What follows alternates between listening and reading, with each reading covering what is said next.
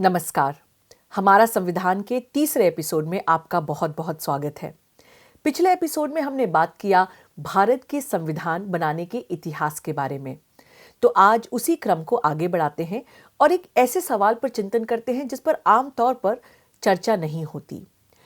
ऐसा कैसे हुआ कि जहां अमेरिकन संविधान को महिलाओं को और सभी लोगों को वोट देने के अधिकार में एक लंबा अरसा लग गया, हमारे संविधान बनाने वालों ने महिलाओं को और हर व्यक्ति को जो भारत का नागरिक है उसे एक वोट दिया और हर व्यक्ति को बराबरी से वोट करने का अधिकार दिया। तो महिलाओं का, छात्रों का और भारत के संविधान के प्रियम्बल मतलब प्रस्तावना के पहले शब्द हम भारत के लोग, इनका क्या कंट्रीब्यूशन था भारत का संविधान बनाने में, आइए इस पर इस संक्षिप्त वीडियो में चर्चा करते हैं। देखिए, भारत की संविधान सभा मतलब कॉन्स्टिट्यूएंट असेंबली ने वाद विवाद और चर्चा से ही सिर्फ भारत के संविधान को उत्पाद नहीं किया, जन्म नहीं दिया। भारत के संविधान की कल्पना 1946 से पहले मौजूद जो लोग थे, उनकी जो सोच थी और उनके बीच में जो चर्चा हुई, उन सब ने संविधान पर, उसकी कल्पना पर एक गहरा प्रभाव छोड़ा। यदि अमेरिकन इतिहास में थोड़ा सा आपको लेके चलूं तो ये बात आपको और ज्यादा समझ में आएगी। देखिए, 1789 में मतलब 1789 में पहली बार अमेरिका के संविधान ने राज्यों को ये अधिकार दिया कि कौन वोट देने का अधिकार रखेगा, इस पर राज्य कानून बनाए। मतलब अमेरिका में जो अलग अलग राज्य थे, हर राज्य कानून बना सकता था कि किस व्यक्ति को मत देने का, वोट देने का अधिकार होगा। ज्यादातर राज्यों ने केवल उन लोगों को वोट करने का अधिकार दिया जो टैक्स पेयर्स थे, जो कर चुकाने वाले थे और जो संपत्ति के मालिक थे। इसका मतलब सफेद पुरुष जो आबादी के केवल 6% ही लोग थे जिन्हें वोट करने का अधिकार मिला। कुछ राज्यों ने, बहुत सीमित राज्यों ने काले पुरुषों को भी वोट करने की अनुमति दी, लेकिन केवल न्यू जर्सी एक ऐसा राज्य था जहां पे अविवाहित और विधवा महिलाओं को वोट देने के अधिकार में शामिल किया गया, रंग की परवाह किए बिना। चूंकि विवाहित महिलाओं को अमेरिका में संपत्ति रखने की अनुमति नहीं थी उस समय पर, इसलिए उन्हें मत देने के अधिकार से वंचित रखा गया। तो ऐसा लगा कि मानिए धीरे धीरे धीरे जो है कुछ राज्यों में महिलाओं को भी वोट देने का अधिकार प्राप्त हो रहा है। लेकिन फिर 1807 में न्यू जर्सी ने सारे काले पुरुषों और सभी महिलाओं को मतदान के अधिकार से वंचित कर दिया। तो मतलब 2 स्टेप अमेरिका में पीछे वापस ले ली गई। इसके बाद ये क्रम जो है वो चलता गया। 1870 में आया एक अलग नया बड़ा माइलस्टोन, जब अमेरिकन संविधान में 15वां अमेंडमेंट या संशोधन हुआ, जिसने ये कहा कि किसी भी व्यक्ति के अगेंस्ट में कलर के बेसिस पे, मतलब उसका रंग क्या है, उसकी रेस क्या है और पहले क्या उन्होंने स्लेवरी किया है, किन लोगों को सर्व किया है, वो सारे इतिहास को दरकिनार करके उन बेसिस पर वोट देने का अधिकार नहीं दिया जा सकता। जब ये 15वां संशोधन हुआ तो कई राज्यों में इसके खिलाफ भी घोर प्रदर्शन हुआ और केवल उटाह में एक राज्य है अमेरिका का, केवल वहां पे फिर से महिलाओं को अधिकार दिया गया। मतलब हम बात कर रहे हैं अब 19वीं सदी तक भी अमेरिका बराबरी का सब लोगों को वोट देने के लिए तैयार नहीं हुआ। इनफैक्ट कई ऐसे कानून पास हुए जिन्हें कहा जाता है जिम क्रो लेजिस्लेशन, जहां पे अलग अलग क्लॉजेस डालकर, अलग अलग बातों को कानून में डालकर सभी लोगों को बराबर वोट करने का अधिकार नहीं मिला जाए, इस बात को सुनिश्चित किया गया। जैसे कुछ लोगों ने कह दिया कि लिटरेसी टेस्ट होना चाहिए, आपकी पढ़ाई का टेस्ट होना चाहिए, यदि आप उसमें पास होते हैं तो ही आपको वोट करने का अधिकार मिलेगा। और ये लिटरेसी टेस्ट, ये एजुकेशन टेस्ट जो भी लोग बनाते थे वो हमेशा वाइट पॉपुलेशन, उनके फेवर में, उनको ध्यान में रखते हुए इन्हें बनाते थे। अब बात आगे बढ़ती है और पहली बार 1920 में 18 अगस्त 1920 को एक नया माइलस्टोन अमेरिकन संशोधन में होता है। 19वें संशोधन के द्वारा जब संविधान पहली बार ये कहता है कि किसी भी व्यक्ति को वोट देने का अधिकार जो है वो सेक्स या जेंडर के बेसिस पे नहीं दिया जा सकता। मतलब महिलाओं को अमेरिका में पहली बार वोट करने का अधिकार दिया गया 1920 में। लेकिन बात अभी भी पूरी बराबर नहीं थी, सबको समानता का अधिकार नहीं था। 1962 से 64 मतलब 62 से 64 तक बहुत सारे सुप्रीम कोर्ट के जजमेंट्स आए चीफ जस्टिस अर्ल वॉरेन की बेंच के द्वारा, जिनमें से यदि मैं 3 का नाम लूं तो मैं कहूंगी सबसे पहला है बेकर एंड कार, दूसरा था एक रेमंड एंड सिम्स जो कि 1964 में आया, और एक और तीसरा जजमेंट था जिसका नाम था वेस्बरी वर्सेस सैंडर्स। ये तीनों जजमेंट्स ने चीफ जस्टिस अर्ल वॉरेन की अध्यक्षता के अंदर ये कहा गया कि जिस प्रकार के राज्य रोड़े लगा रहा है लोगों को बराबर समानता का वोट का अधिकार ना मिले, ये सब अनकॉन्स्टिट्यूशनल है।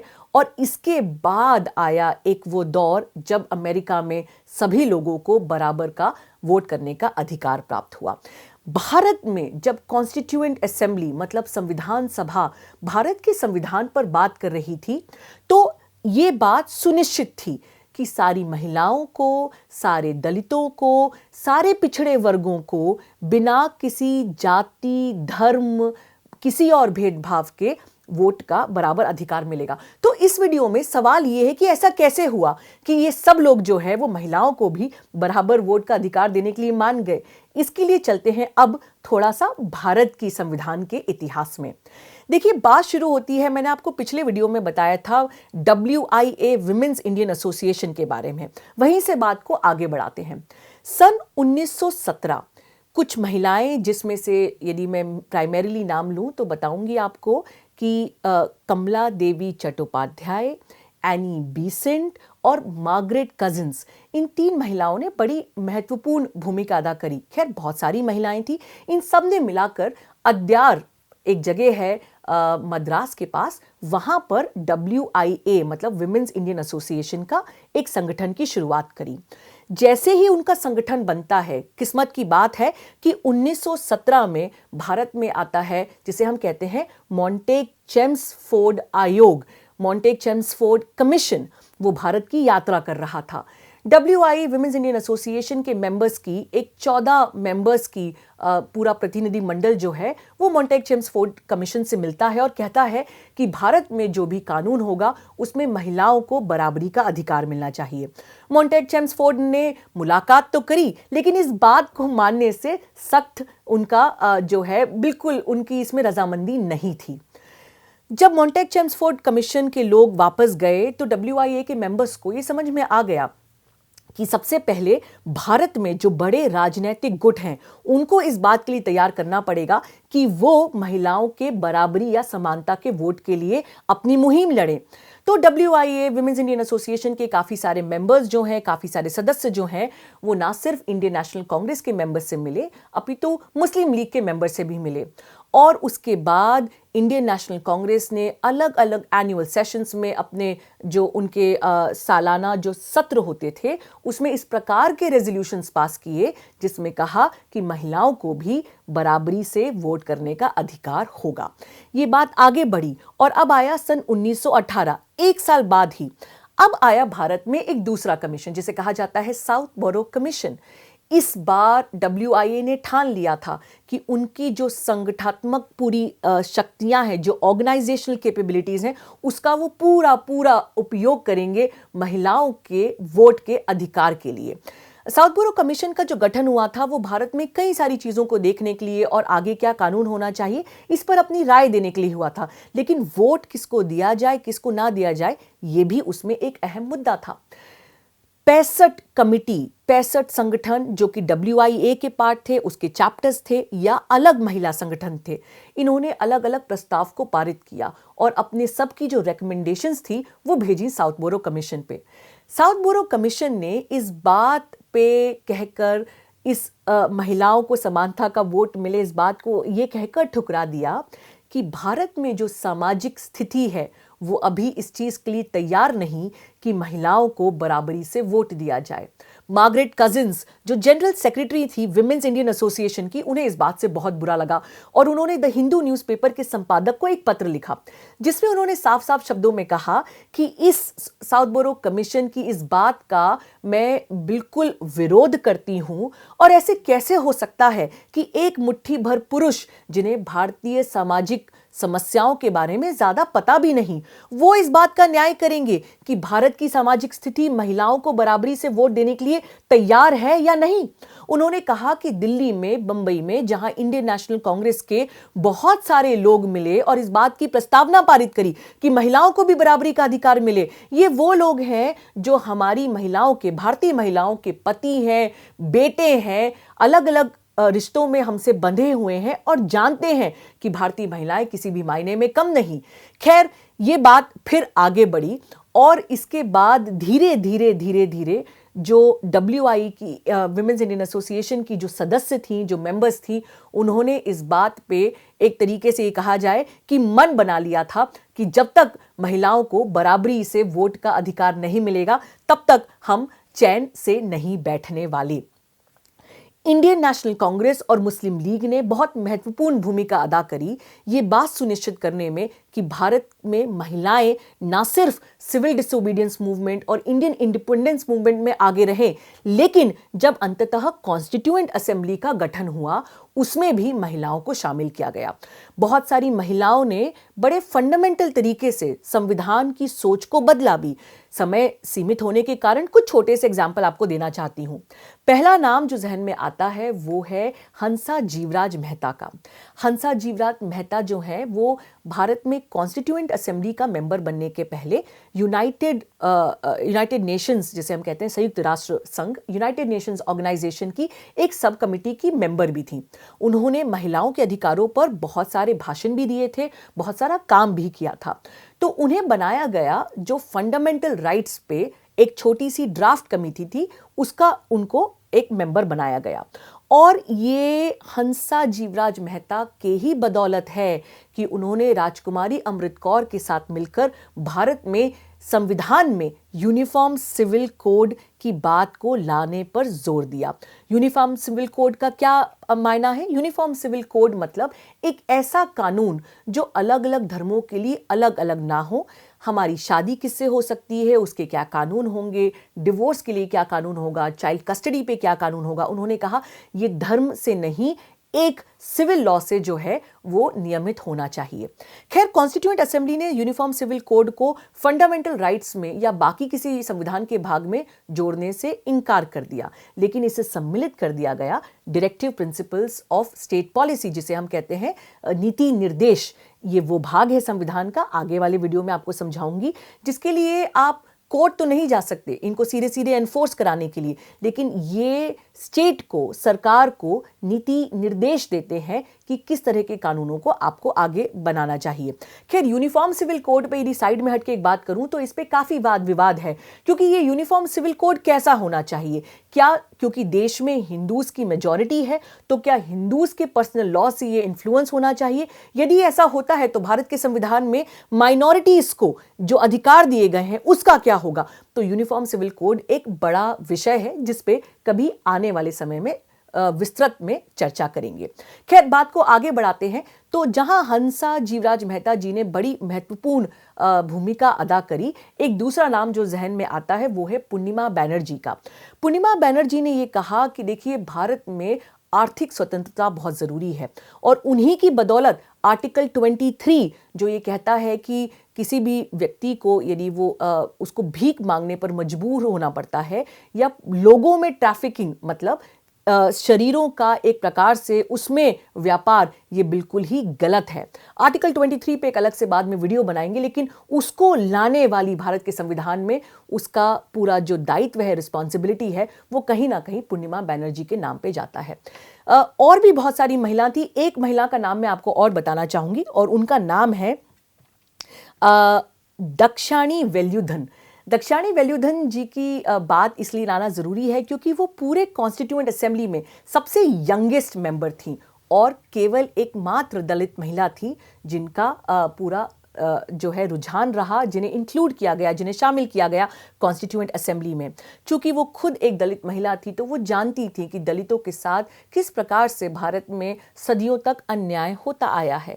इसलिए उन्होंने ये बात कही कि ये ध्यान रखना बहुत ज़रूरी है कि पूरी अनुसूचित जनजाति के लोगों को भारत के संविधान में बराबर का अधिकार मिले। तो हम बाबा साहेब अम्बेडकर की कंट्रीब्यूशन को, उनके रोल को तो जानते हैं, लेकिन हम भूल जाते हैं कि दक्षानी वेल्युधन जैसी ऐसी और भी महिलाओं थी जिन्होंने पिछड़े वर्ग या अनुसूचित जनजाति के लोगों के लिए बराबर से संविधान में अधिकार हो, इस पे बहुत सारी तवज्जो दी। तो कुल मिला के इस छोटे से भाग का जो औचित्य था वो ये था कि महिलाओं ने भारत में ना सिर्फ इंडिपेंडेंस मूवमेंट में कंधे से कंधे मिलाकर अपनी जी जान लगाई, अपितु भारत के संविधान को बनाने में भी एक बहुत महत्वपूर्ण भूमिका निभाई। अभी हाल ही में सुप्रीम कोर्ट में चीफ जस्टिस ने जब ये कहा किसानों के आंदोलन के मामले में कि महिलाओं को वापस लौट जाना चाहिए, तो इस बात पे बहुत सारे लोगों ने अपनी टिप्पणियां की और कहा कि इस प्रकार से हम महिलाओं की भारत को बनाने में, इस देश को आगे ले जाने में क्या भूमिका है, उसमें कई और साल जो है वो पीछे हो जाएंगे। महिलाओं को बराबरी से अधिकार होना चाहिए कि ना सिर्फ किसान आंदोलन में, लेकिन भारत से संबंधित हर मुद्दे में वो कंधे से कंधे मिलाकर अपना योगदान दें और खड़ी रहें। अब जल्दी से आते हैं एक दूसरे सवाल पर कि छात्रों की क्या भूमिका रही भारत के संविधान बनाने में। देखिए 1905 से जब भारत का पहली बार विभाजन की बात हो रही थी, तभी से कलकत्ता जो है वो छात्र प्रदर्शनों का एक सेंटर रहा। इनफैक्ट वहाँ पे बहुत सारी यूनिवर्सिटीज़ में बच्चों ने ना सिर्फ अपने कॉलेज छोड़ दिए, लेकिन गांधी जी ने 1920 में जब इस बात की मांग कही, सिविल डिसोबीडियंस, कि हम जो है वो किसी प्रकार से कॉपरेट नहीं करेंगे, तो सारे छात्र महात्मा गांधी जी के इस कॉल पर सड़कों पर उतर आए। और जो नारा लगा वो ये था कि स्वराज फर्स्ट, एजुकेशन लेटर, पहले हमें स्वतंत्रता चाहिए, उसके बाद हम पढ़ाई पर ध्यान देंगे। तो छात्रों ने बहुत महत्वपूर्ण भूमिका अदा करी। लेकिन एक छात्र जिसका नाम आप शायद जानते हो या ना जानते हो, कि जो छात्र राजनीति के माध्यम से भारत की कॉन्स्टिट्यूएंट असेंबली में आई, वो थी सुचेता कृपलानी। सुचेता कृपलानी ने बहुत सारे छात्रों के मूवमेंट को और उन छात्रों के मूवमेंट द्वारा हर अलग अलग शहर में जो लोकल लोग हैं जिनको संविधान के बारे में इतना पता नहीं था, उन सबकी बातों को संविधान तक लाने की एक बहुत अहम भूमिका अदा करी।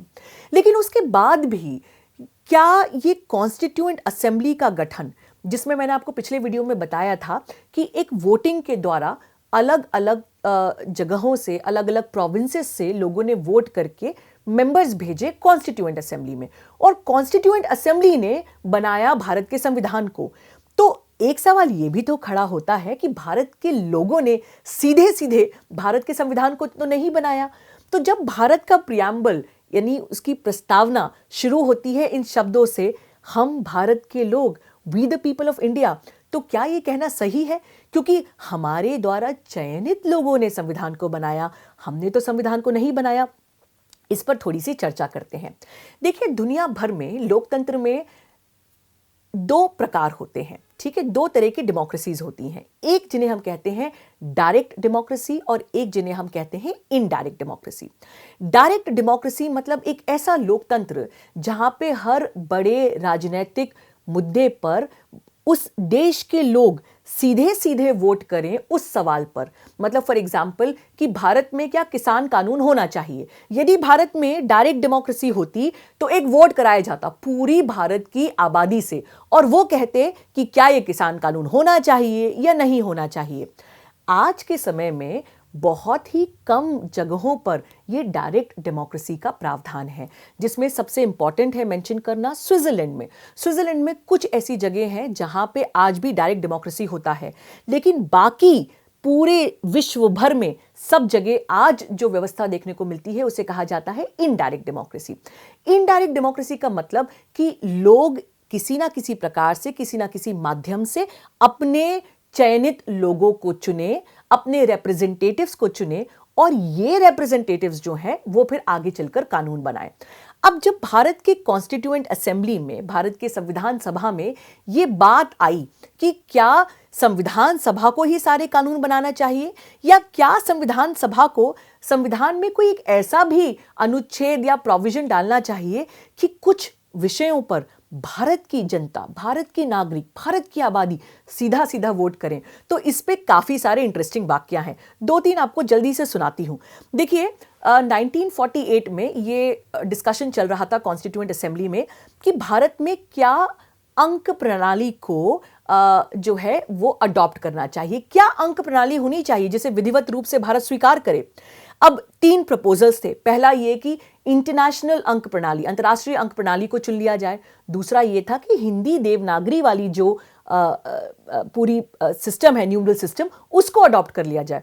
और एक तीसरा प्रपोजल था कि नहीं, अलग अलग जो प्रणालियां हैं, अंक प्रणालियां हैं, उनको अलग अलग कामों के लिए उपयोग किया जाए, किसी एक अंक प्रणाली को नहीं लिया जाए। अब इसमें कुछ नेताओं ने उठकर ये बात कही कि देखिए, जिसमें से एक का नाम लूंगी, पुरुषोत्तम टंडन जी। उन्होंने कहा कि पुरुषोत्तम शाह टंडन जी ने कहा कि यदि महाराष्ट्र में हम वोट कराते हैं तो महाराष्ट्र में तो लोग अंतर्राष्ट्रीय अंक प्रणाली को मानने से बिल्कुल भी स्वीकार नहीं करेंगे इसे। जैसे ही उन्होंने ये बात कही कॉन्स्टिट्यूएंट असेंबली के पटल पर, तो बाकी सारे मेंबर्स ने कहा कि तो हमें भी अपने लोगों के बीच में वोट कराना है। तो किसी ने कहा हमें भी अपने लोगों के बीच में वोट कराना है। तो राजेंद्र प्रसाद जी, जो कि पूरी कॉन्स्टिट्यूएंट असेंबली के प्रेसिडेंट थे, उन्हें लगा कि ये बात तो किसी गलत डायरेक्शन में जा रही है। तो उन्होंने ये कहा कि देखिए, कॉन्स्टिट्यूएंट असेंबली का ही काम है संविधान को बनाना, और इसमें रेफरेंडम या सीधे सीधे वोटिंग की बात नहीं की जा सकती। इस पे कई लोगों ने अपनी आपत्ति भी जो है वो दिखाई, जिसमें सबसे बड़ा नाम आता है केटी शाह जी का। केटी शाह जी ने, जो कॉन्स्टिट्यूएंट असेंबली के मेंबर थे, बार बार ये बात कही कि क्यों ना रेफरेंडम, प्लेबिसाइट, मतलब ऐसे टूल्स, ऐसे माध्यम जिनसे सीधे लोगों से पूछा जा सके, उसे भारत के संविधान में जोड़ा जाए। तो उस समय जब ये बात हुई तो शंकर राव देव जी ने कहा कि देखिए, यदि संविधान भी आपने इतनी चर्चा के बाद बना दिया और पूरे संविधान पे भी लोगों से वोट करवाया कि अभी संविधान को माना जाए या ना माना जाए, तो बहुत मुश्किल होगा कि लोग वोट से कहेंगे कि इसी संविधान को माना जाए। तो उन्होंने कहा चूंकि देखिए, मामले को आगे बढ़ाना है और भारत में आबादी बहुत बड़ी है, तो हर मुद्दे पे यदि सीधे सीधे लोगों से वोट कराया जाएगा तो इसमें पैसा खर्चा बहुत होगा, इसमें समय बहुत लगेगा। तो राजेंद्र प्रसाद जी ने ये बात कही कि ये कॉन्स्टिट्यूएंट असेंबली को जो बनाया गया है, हम लोगों के द्वारा चयनित हैं, मतलब लोगों ने हम पर विश्वास दिखाया है, इसलिए भारत का संविधान हम भी बनाते हैं तो वो एक तरीके से लोगों के ही द्वारा बनाया गया है।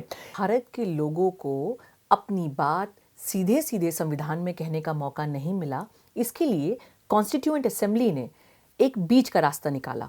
जब पूरा ड्राफ्ट बन गया था तो फरवरी 1948 में इस ड्राफ्ट को ना सिर्फ वकीलों के साथ, लेकिन पत्रकारों के साथ, ट्रेड यूनियंस के साथ, अलग अलग जो राज्य सरकारें थी उनके साथ साझा किया गया और लोगों से ये विनती की गई कि इस ड्राफ्ट पे आपके जो भी कमेंट्स हैं, आपके जो भी ऑब्जर्वेशंस हैं, जो भी आपके क्रिटिसिज्म्स या आलोचनाएं हैं, उन सभी बातों को आप हमसे साझा कीजिएगा। और उसके बाद 2-3 महीने तक अलग अलग कमिटीज़ का गठन हुआ, जिन कमिटीज़ ने लोगों द्वारा आए सारे कमेंट्स का ना सिर्फ अवलोकन किया, लेकिन ये भी देखा कि उसमें से किन बातों को संविधान में सम्मिलित किया जा सकता है।